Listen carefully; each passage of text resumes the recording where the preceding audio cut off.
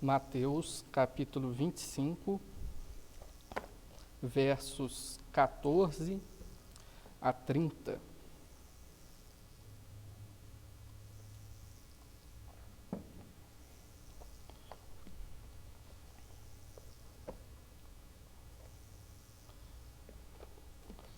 A minha versão é a Nova Almeida, né? Provavelmente os irmãos têm a Almeida Revista e Atualizada, então dá uma pequena diferença, mas a mensagem é a mesma, graças a Deus. Então diz assim, Mateus capítulo 25, versos 14 a 30. Pois será como um homem que, ausentando-se do país, chamou os seus servos e lhes confiou os seus bens. A um deu 5 talentos, a outro deu 2 e a outro deu 1, de acordo com a capacidade de cada um deles. E então partiu. O servo que tinha recebido 5 talentos saiu imediatamente a negociar com eles e ganhou outros 5. Do mesmo modo, o que tinha recebido 2 ganhou outros 2. Mas o servo que tinha recebido 1 talento, saindo, fez um buraco na terra e escondeu o dinheiro do seu senhor.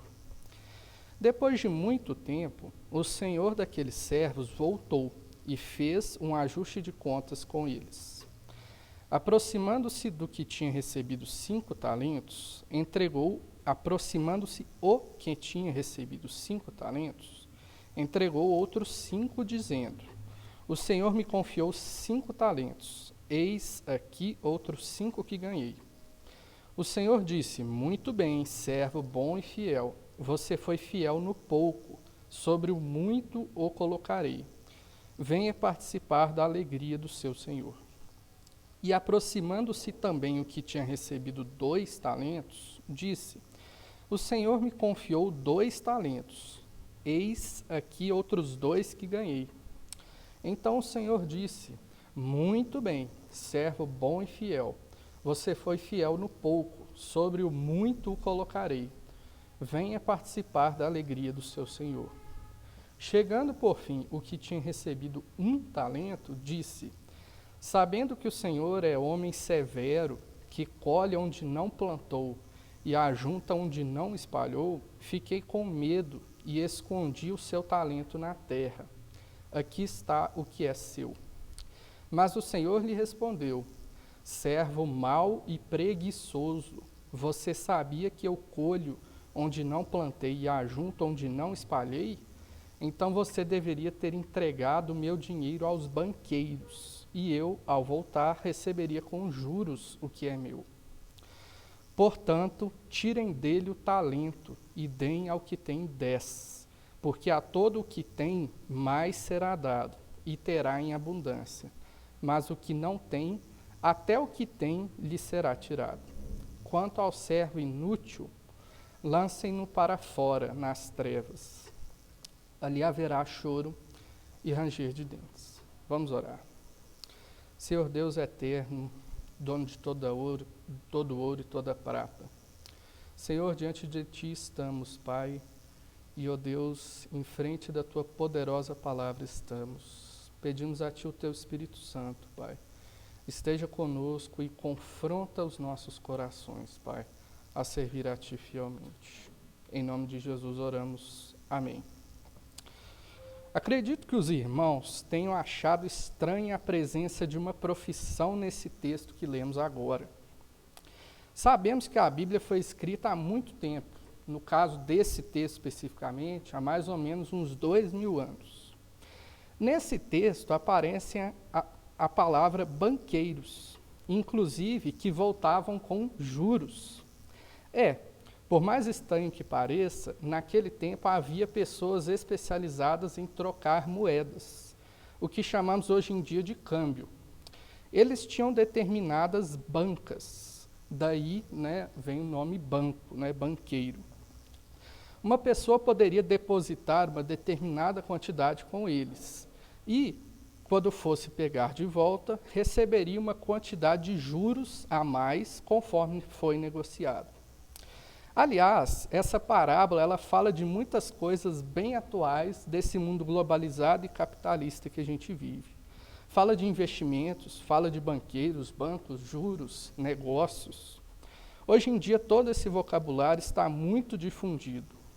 Todos sabem o que é investir e todos fazem investimentos. Pessoas passam a vida toda juntando dinheiro em investimento para depois poderem passar um tempo de aposentadoria. Isso hoje em dia chama previdência. O dinheiro ele nunca pode ficar parado. Ele tem que estar rendendo, pelo menos na poupança. Atualmente, temos empresas especializadas em juntar vários fundos de investimento para seus clientes possam ter as mais diversas opções de aplicações. Também temos profissionais especializados que vivem disso, de indicar os melhores investimentos para todos os tipos de cliente e para todos os montantes. Além disso, hoje, daqui do Brasil, podemos comprar ações nas bolsas do Japão, Nova York, Europa e tantos outros lugares. Existem fundos de investimento que colocam o nosso dinheiro em diversas partes do mundo. Além disso, podemos saber o que cada fundo faz com o nosso dinheiro, em qual área do mercado ele está aplicando o nosso dinheiro. Mas, qual é o objetivo disso tudo? O lucro. Isso quer dizer, se eu aplicar 5, eu quero receber 6. Todos estão atrás dos melhores investimentos, ou seja, aqueles que dão mais lucro, que fazem o seu dinheiro aumentar. Porém, sabemos que todo investimento está sujeito a risco. A bolsa pode quebrar, a empresa pode falir, o governo pode confiscar a poupança. São resultados da economia frágil, gerada pela instabilidade humana, que é gerada pelo pecado. Jesus, ao ilustrar o reino dos céus com o mundo dos negócios, mostra que existe um investimento certo, sem risco e que rende muito mais. Investir no reino daquele que é dono de todas as coisas. No sermão de hoje, veremos que Deus nos abençoa com dons e habilidades. E Ele quer que usemos nossos dons para a glória e a expansão do reino dos céus. O livro de Mateus conta a respeito de Jesus Cristo, sua obra, sua vida e do que ele ensinou quando esteve em forma humana aqui na terra, entre nós. Juntamente com Marcos e Lucas, ele é chamado de evangelho sinótico, que significa que os 3 autores, Marcos, Lucas e Mateus, tiveram pontos de vista muito semelhantes. Porém, diferente dos demais escritores dos evangelhos, Mateus escreveu seu relato na região da Judéia, em meio a muitas perseguições promovidas principalmente pelos judeus. O nosso texto de hoje está situado no final do Evangelho de Mateus. É nesse momento, já nos últimos meses do ministério de Jesus, que ele está orientando os seus discípulos acerca da sua morte. Mais especificamente, nesse capítulo que a gente está, no capítulo 25, Jesus está orientando os discípulos sobre como eles deveriam se conduzir quando Jesus não estivesse mais entre eles. Temos que entender que Jesus estava, desde o início do seu ministério, caminhando e ensinando os discípulos. Ele estava corporalmente, fisicamente, Jesus estava ali, do lado deles. Eles andavam juntos, comiam juntos, faziam viagens juntos. Os discípulos estavam em um relacionamento direto com Jesus. E o mestre utilizava cada momento para ensiná-los, usava cada ação cotidiana, cada oportunidade para mostrá-los o reino dos céus. É exatamente esse tipo de ensino que são as parábolas.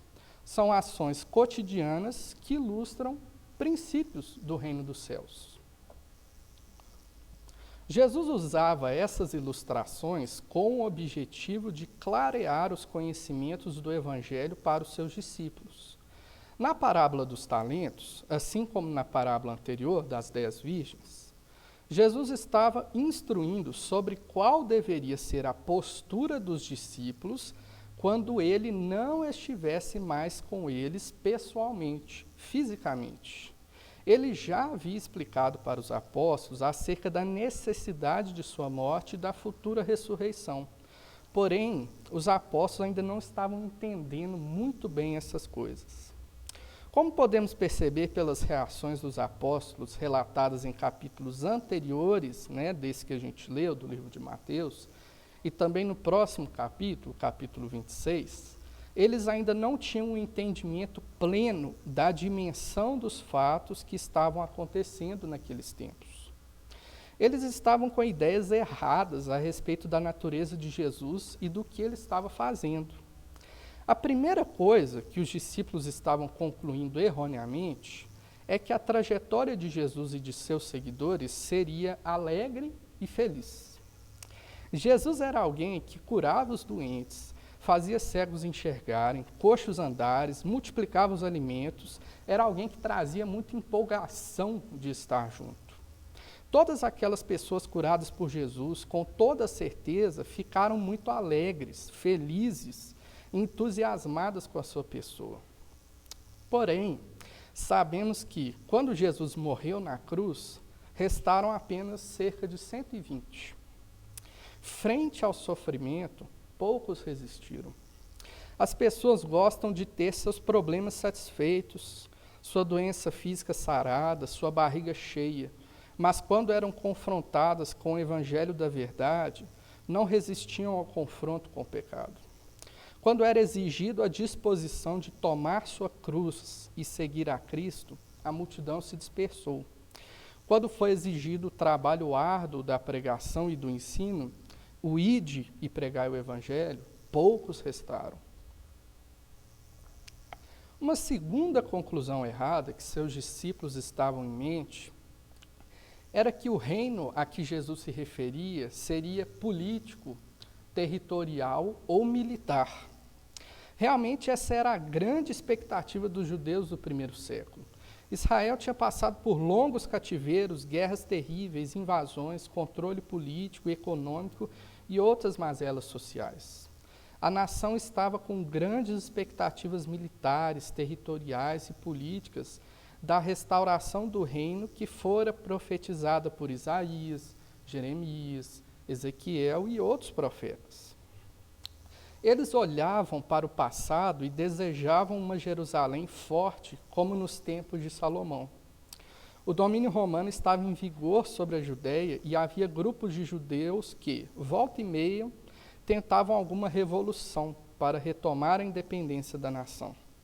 Todos estavam esperando um Messias político, um revolucionário, um grande guerreiro como Davi, que liderasse um grande exército de israelitas e que colocasse paz sobre a terra de Israel novamente. Porém, meus irmãos, o reino prometido era espiritual, a redenção dos pecados em Cristo, e isso era o que Jesus estava tentando explicar a seus discípulos em boa parte dos seus ensinos. Jesus, em diversos momentos, alertou que iria embora da presença física de seus discípulos. Ele não estaria mais com eles fisicamente, pois iria morrer uma morte de cruz para pagar pelos pecados dos eleitos. Ele ressuscitou, falou com eles novamente, mas depois da sua ressurreição, foi para o Pai, e só voltará na terra uma segunda vez. A partir daquele momento da ascensão de Cristo, ele estaria ausente fisicamente até o seu retorno. Jesus conta essa parábola orientando os crentes sobre o que fazer enquanto ele não estiver aqui, ou seja, desde que foi para os céus, na sua ascensão, até a sua segunda vinda, no fim dos tempos. Para ilustrar a ausência para os seus discípulos e para nós hoje, nós estamos nesse período de tempo, entre a ascensão e o fim dos tempos. Então, para ilustrar o que fazer agora, Jesus usa essa ilustração que era uma situação comum naqueles tempos. Era muito comum no regime de escravidão antigo que os senhores dessem cargos muito importantes aos seus escravos, inclusive a administração de suas posses enquanto ele estivesse ausente, como é o caso aqui. O termo que é traduzido como servos aqui na parábola, em grego, ele também pode significar escravo. Inclusive, isso aconteceu com alguém muito importante do Antigo Testamento, José. Ele era escravo de Potifar e o relato diz que ele confiou todas as suas posses a ele. As viagens naquele tempo eram feitas a pé, ou no caso de uma pessoa rica, de cavalo ou camelo, e demoravam anos dependendo do lugar de destino. A parábola diz que o Senhor confia aos seus servos determinada quantia para cada um. É bem destacado no texto que Deus confia a cada um quantias diferentes. Um 5, outro 2, outro 1. E a parábola mostra o motivo disso. O Senhor deu de acordo com a capacidade ou a habilidade de cada um. O Senhor conhecia os seus servos e deu cada um aquilo que sabia que eram capazes de administrar. Deus, como Senhor de todas as coisas, é o dono de tudo.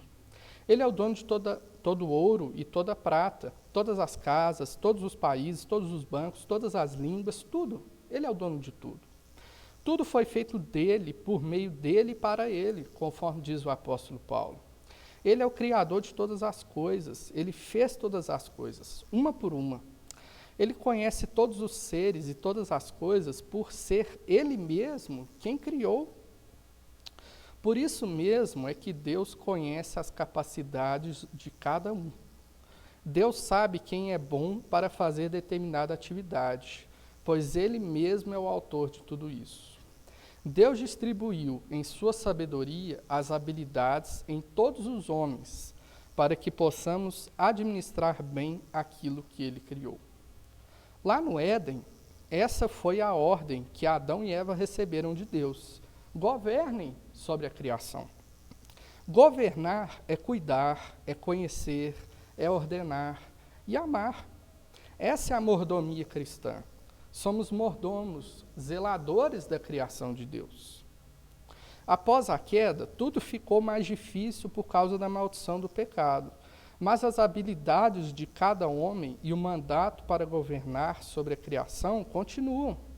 É assim hoje em dia. Temos uma porção de diferentes profissões que cuidam da criação. Aqui na igreja, inclusive, temos profissões diferentes. Temos jardineiros, eletricistas, motoristas, donas de casa, médicos, professores, administradores e tantas outras profissões. Cada um é bom naquilo que faz. É a mordomia cristã.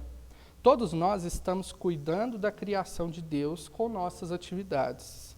Cada trabalho, cada profissão é uma forma de cuidar da criação de Deus, da natureza ou da sociedade. A cada um foi dada uma capacidade, uma habilidade por Deus.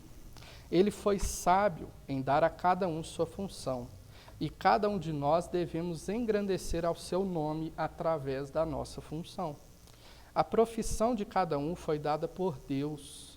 Todos nós temos o dever de honrar o seu nome nas nossas atividades do dia a dia. No texto da parábola, os servos que receberam 5 e 2 talentos saíram imediatamente, diz o texto, e utilizaram o que haviam recebido. Eles confiaram na ação do seu senhor, que deu a eles aquela determinada quantia de acordo com a capacidade de cada um. Porém, aquele que tinha recebido 1 talento o escondeu. Parece um pouco estranho enterrar dinheiro, mas era algo muito comum num tempo em que não havia polícia ou seguros, né?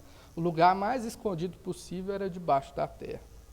É triste a ação daquele servo, pois o Senhor confiou aquela quantia a ele porque sabia de sua capacidade. Ele tinha habilidade tanto quanto os demais servos. Além disso, no texto original grego, há uma palavra antes de servos que mostra que havia um certo grau de afinidade do Senhor com seus servos. Todos os 3 eram conhecidos do dono dos talentos e tinham um grau de relacionamento com ele. É contrastante com a graça do Senhor ver que a atitude do servo que recebeu 1 talento foi escondê-lo.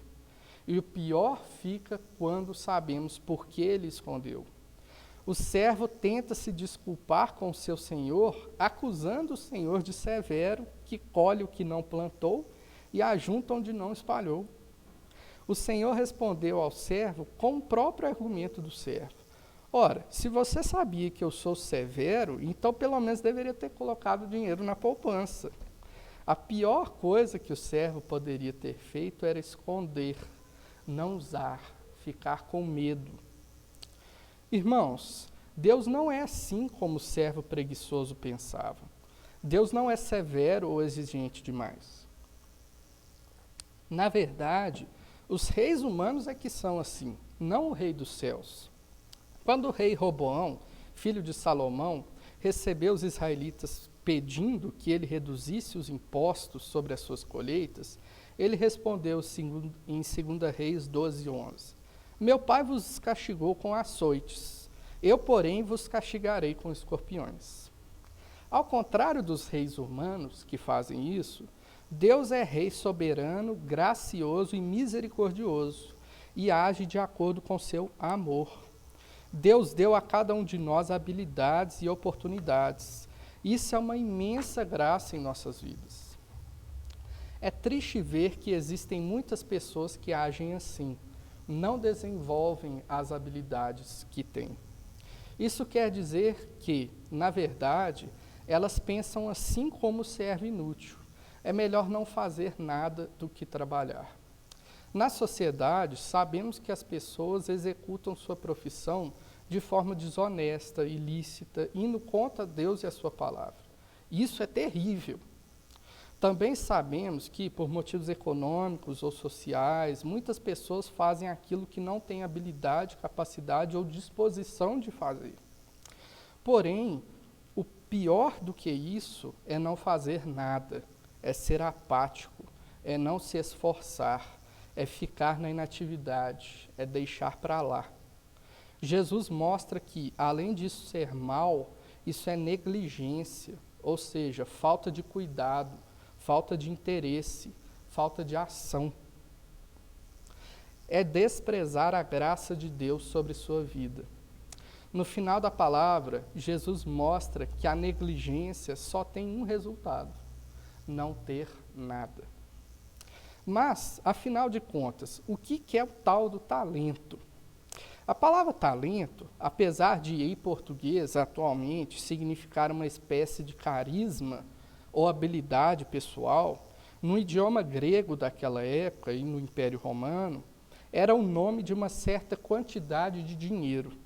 O talento era uma medida de peso de moedas de ouro e era a maior quantidade de dinheiro da época. Muitos estudiosos tentavam calcular o equivalente a um talento hoje em dia.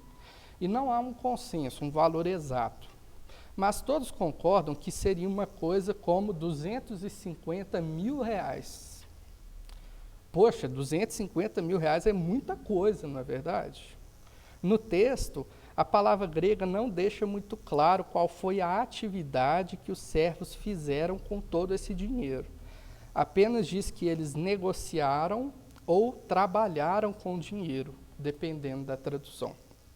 Porém, conforme podemos ver na reprovação que o Senhor faz do servo inútil ao final da parábola, é mais provável que o sentido aqui seja de trabalhar.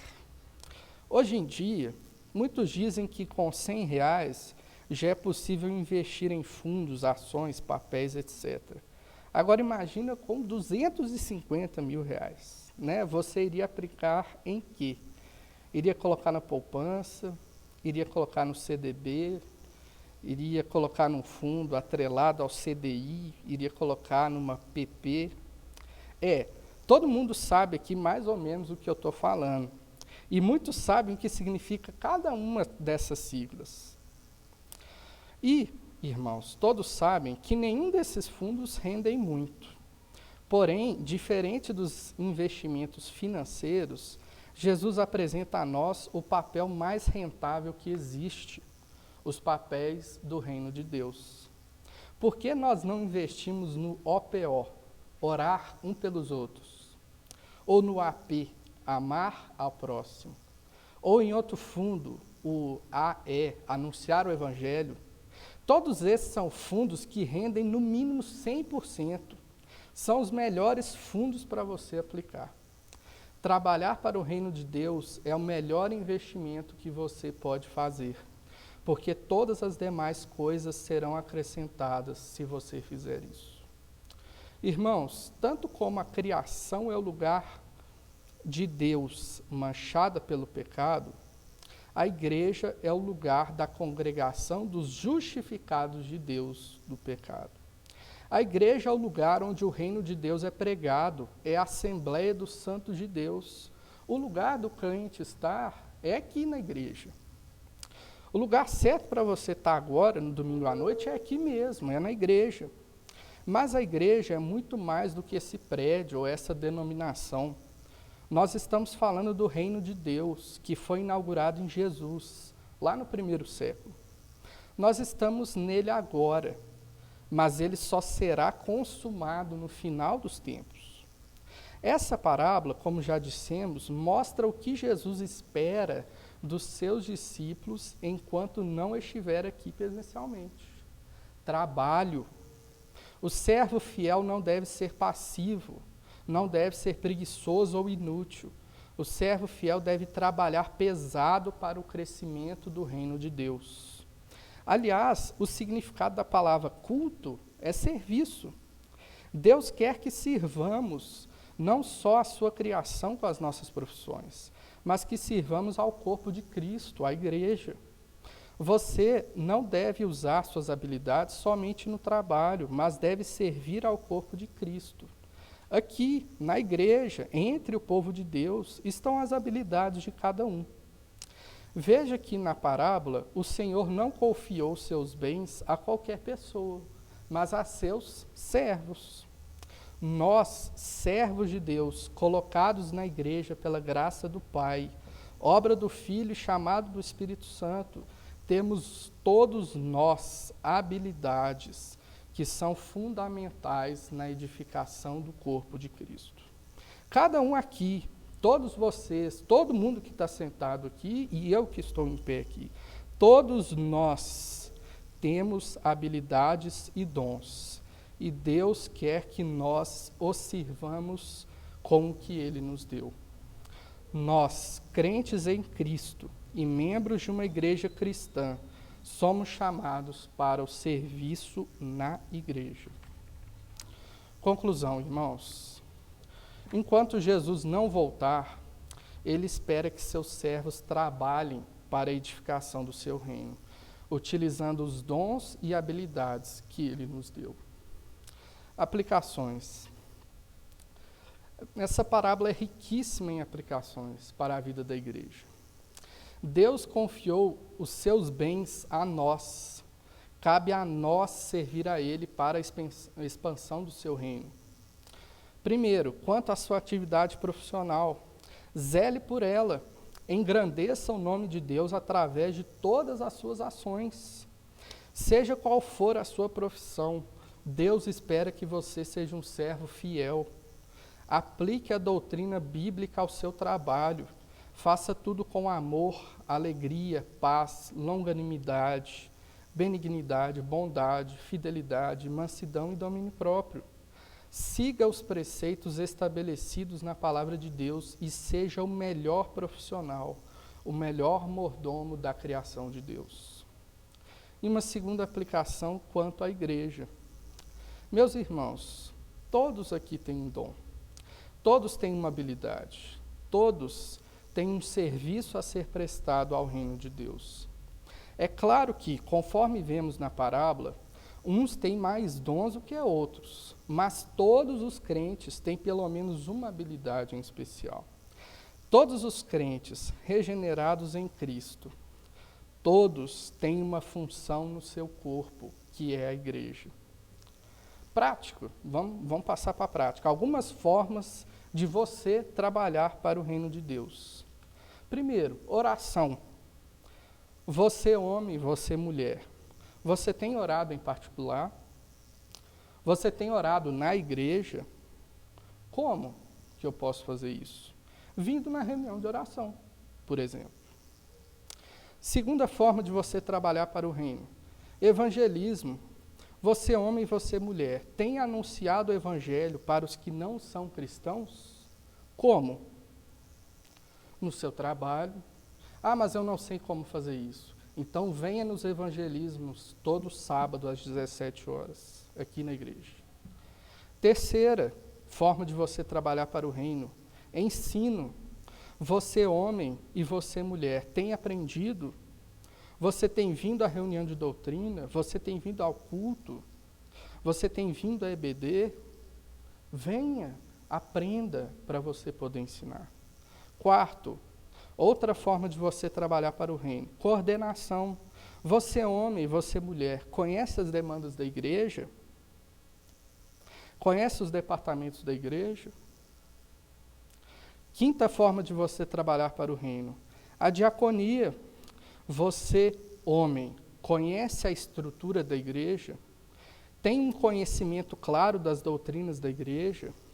Sente um chamado especial para servir aos irmãos? Então, converse com a diaconia. Sexta forma de você trabalhar para o reino, a pregação. Você, homem, tem aplicado a palavra de Deus à sua vida a ponto de entender a sua miséria e a miséria dos outros?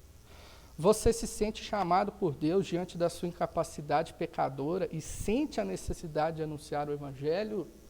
Então, você está chamado a pregar. Converse com o pastor. E sétima forma de você contribuir com a igreja, com o reino de Deus, a música. Você, homem, e você, mulher, se sente incomodado com os playbacks? Acha bonito esse piano aqui e deseja tocar? Vá em frente, Deus vai te abençoar. Irmãos, existem muitas outras formas de contribuir para o reino de Deus. Mas Jesus diz que a pior coisa que podemos fazer é enterrar o nosso talento, é deixar para lá, é não dar atenção, é desprezar o nosso chamado. Lembre-se de que o Senhor irá voltar e todos vão lhe prestar contas. Vamos orar, irmãos. Senhor Deus, Pai eterno, diante da Tua palavra somos confrontados, Pai, todos nós. Senhor, nos dá o Teu Espírito, Pai, nos dá sabedoria e entendimento, Pai, para entendermos qual é nosso dom, qual é nossa habilidade para o serviço ao corpo de Cristo, Pai. Nos incomoda, Pai. Esteja conosco com o Teu Espírito Santo, nos orientando e nos incomodando, Pai, ao serviço à Tua casa, em obediência, Pai, ao chamado, Pai, tendo a certeza, Pai, que no final dos tempos, Pai, todos irão prestar contas a Ti. Ó Deus, em nome de Jesus,